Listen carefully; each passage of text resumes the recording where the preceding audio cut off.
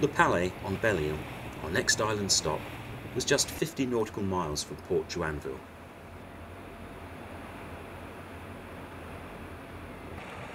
The harbour master's main task seems to be to clear the way for the inter-island ferries that power into the small and busy harbour.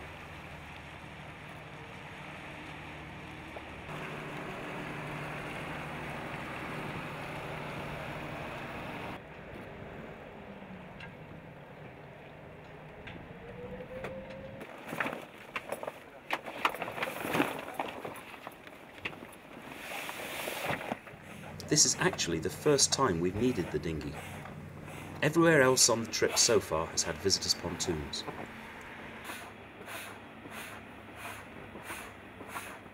Well, we're just about to be going ashore, and French customs have arrived and they want to come aboard and search us, which is the first time we've had any dealings with officialdom in the whole trip. So we asked if we could film, and they said no cameras. So we're just about to be searched and boarded. We'll let you know how it goes if we're still around. Spain. It's about Biscay, it's Spain. Doctor, you come from first. You come from GB, UK, Spain, and back to. Well, we've just had a thorough rummage by French customs, so first time experience for us. They didn't find anything.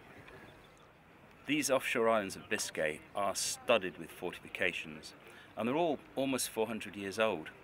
And it's an interesting time in history which I wasn't aware of. But when Britain and France were at war, these islands were strategically very, very important because the English could occupy them and then choke off the French ports, the French Biscay ports.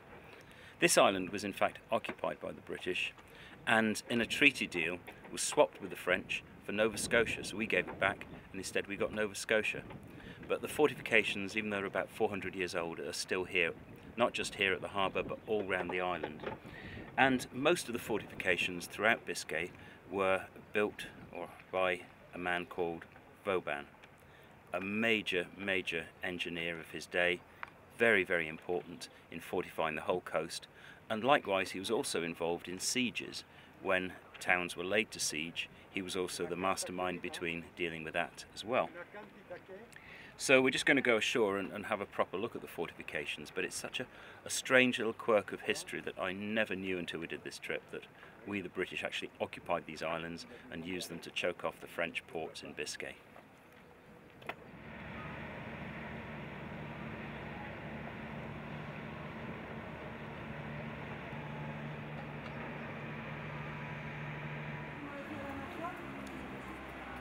I really like this town, I really like this island, it's got a great feel to it.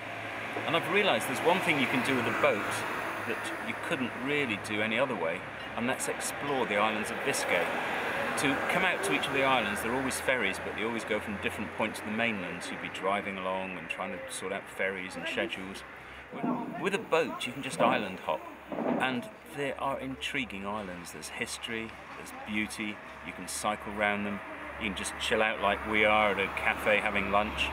There's a lot to see in these islands. I think you could come here by boat and spend a long time getting to know them, exploring them. We've just come into Le Palais here, but in fact there are numerous anchorages around this island, a couple of harbours. This is the one with the marina, this is the one with the easiest access, but in good conditions. There are several places where you could stop and see different parts of the island. So the islands of Biscay are really, really worth visiting.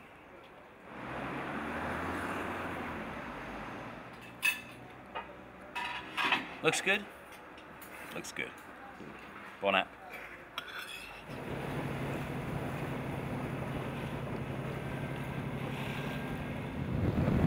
Right, we continue our island hopping through Biscay.